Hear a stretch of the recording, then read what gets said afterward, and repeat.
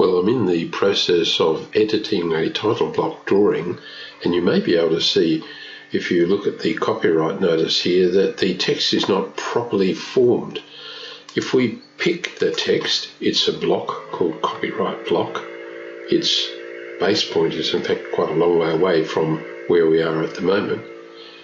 But if I say I'm going to edit that block and I click in on the text, can you see the text has been broken up into a whole series of short line segments, so that the text itself has been exploded, and that's clearly not what we want. So let's close the block editor, and I'll go back in, edit the block again, zoom in on the copyright notice, I'll delete it, and I'll use the draw text option, multi-line text, and I'll specify an area such as that, and then I'll paste the same text into that zone.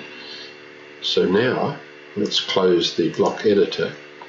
Now when we zoom in here, our text remains, if we could spell it, connotained. So let's fix up the spelling error there, zoom in here and look at it like so, and we need to edit that block a little because we've got copyright sitting up a little higher. So if we come in here, let's fix up the connotained. We want contained, and we can OK that.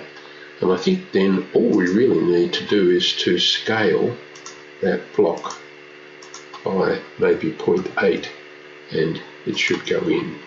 And so it does. So there's our copyright notice now with nice crisply made text in the title block. So if we put that text down again, draw